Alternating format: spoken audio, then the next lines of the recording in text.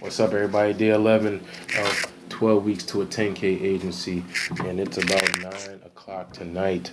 And to be perfectly honest, I haven't done any training or pretty much anything all day. About 8 o'clock this morning till about now. Been doing this birthday party stuff. My son turned 7 on Valentine's Day, but we celebrated today, had a nice little party, and so now it's to keep my consistency up. One, with doing video, which I'm actually starting to enjoy. Of course, I'd like it to look a little bit better, but we'll get there. Um, and then the second consistency is training every day and applying every day. So once this is done, training's going down. I think between the two of them, E and N, is at least an hour and a half, 2 hours. So I got to make this quick so I can get to bed because I am a little beat.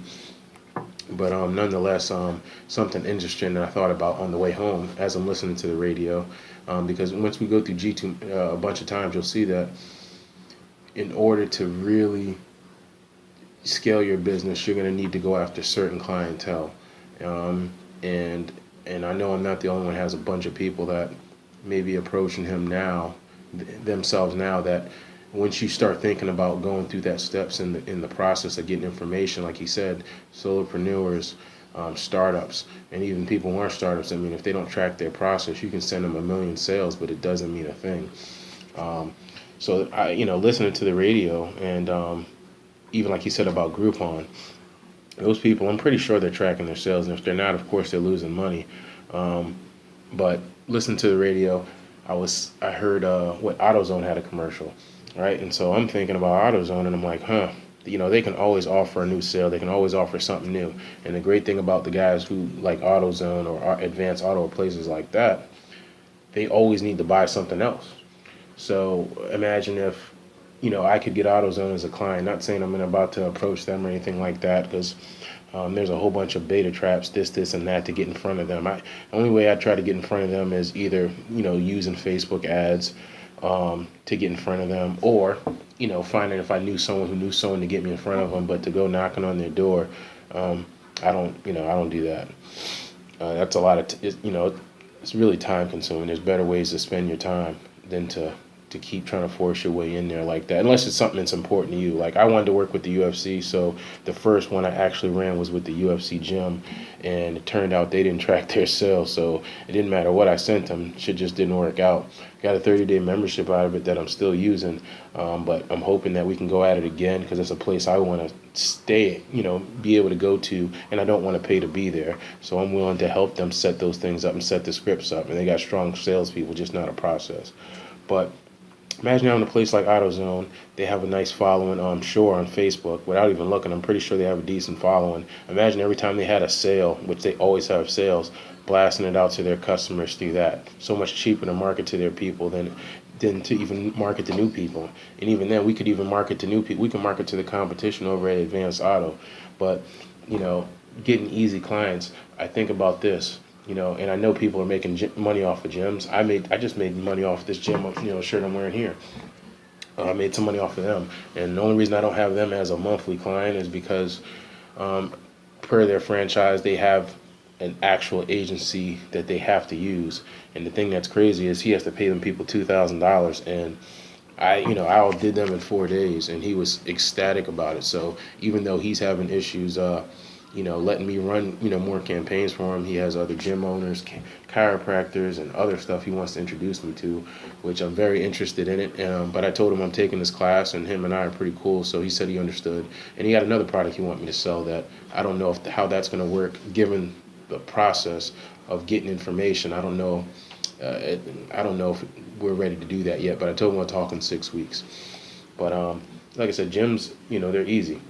Even during this class, if someone came up to me with a gym, that'd be the only thing I'd probably take on right now. I know we're all at different places, but I'm not really interested in taking on too much right now while I'm going through this class. I mean, honestly, the G is so important, and the E and the N too. I mean, all the tech stuff that he's talking about, he keeps saying it. Don't get caught up in everything. It's the strategy. The tech shit is easy. Tech shit is easy. I can make funnels in my sleep. I can put a Facebook campaign together in my sleep. It's all about the strategy of what you're putting in there, is whether it's going to work or not. I mean, even when it comes to following campaigns, I mean, say we got a campaign that was already easy to done and that was already done that he gave to us, that would be great. And I think that, I wouldn't be surprised if he gave us one. I know we're going to probably end up using an example, kind of like in Clicks to Customers One, but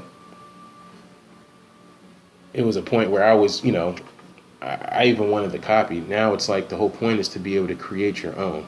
If you, like he said, teach you how to fish versus giving you the fish. If he gives you the campaign, but you don't understand how to create it, you'll only be good past that one campaign. And I know I probably lost my point a while back, but the gym thing. So like the gyms are easy to get. That's the only thing I would take on right now.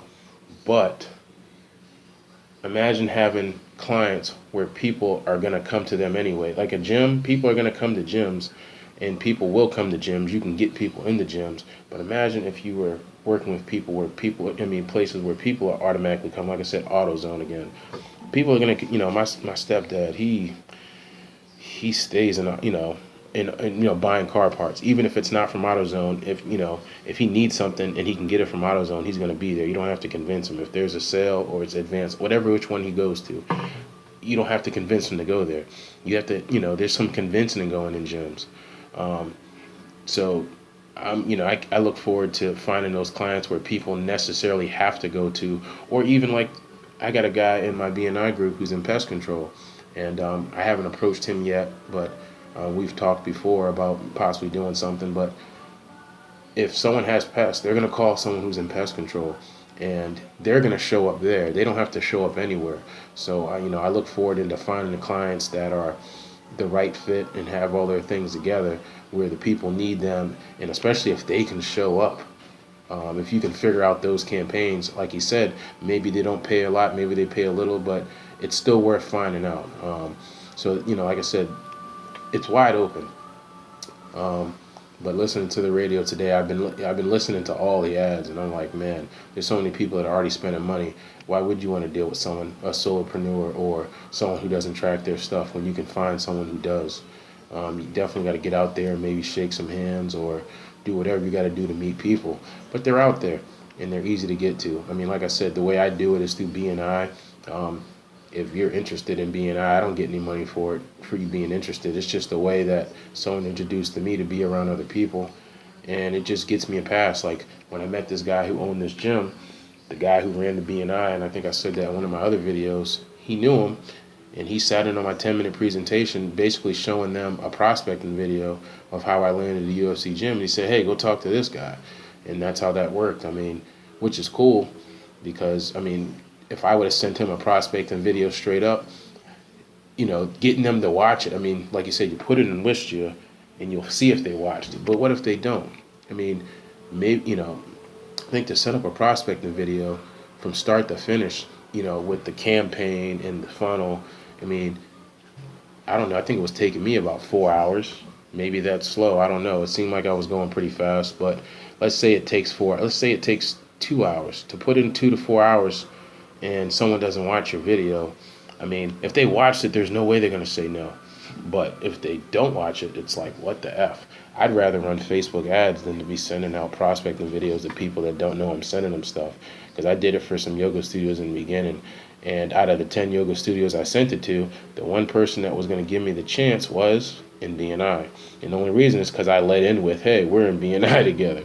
And she was like, all right, I'm down. But, I didn't want to run her stuff. There was a few things that happened that, we just couldn't get on the same page. And she actually gave me payment information. The ad was set to run, but there were certain things. And needless to say, I just didn't feel right running. I felt like if I was to send customers her way, for one, she's not going to answer the phone. If she's not going to answer the phone, why the F am I asking for the phone number so she can call him back tomorrow?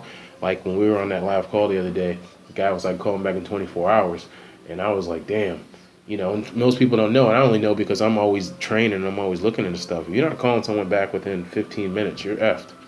And even then, at that point, if they call you, you want to answer that right away.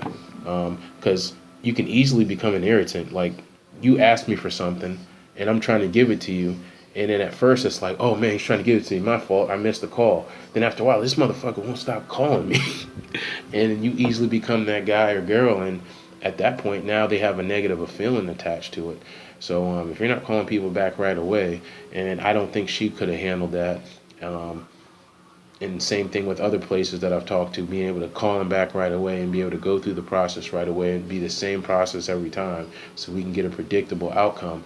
Um, like I said, if you're going to send them customers all day, and that's why, getting customers is like, I'm telling you, don't take anybody on without going through that process. If they're a D, under a D, it says don't do it. But if you're gonna do it, at least know where the F they're at, so that way you can know what you're getting yourself into. Don't just be excited that you got someone to say yes. I mean, in all honesty, I feel like that's the easy part. The real work starts once they say yes. What are you gonna do? How are you gonna deliver? And the one thing that I liked really was when I did get this gym, the shirt that I'm wearing, was getting a feel for how the process would be to manage it on a day-to-day basis. I felt like there was so much to do, but there wasn't anything to do because the shit was already done. And I was like, you know what, this is great, because I only had one to do it at the time, which took out all the nervousness. I had all day to manage it. And I'm like, this will be awesome, because the onboarding process is, the most time consuming. Once that's done, I can manage I can manage 10 of those myself. Do I want to be doing it myself? Hell no. I want to have some people working for me that can do it, and they can just report to me and I oversee shit. But just in general, I could easily manage 10 of those by myself, especially once they're onboarded. So just some things to think about. And like I said, it's day 11 of 12 weeks to a 10K agency. Every day is a grind. Every day is a grind. We all have good days. We all have bad days. But at the end of the day, you're going to get it or you're not going to get it. So I'm going to get it. I hope you guys are too. And I'll see you on day 12. Easy.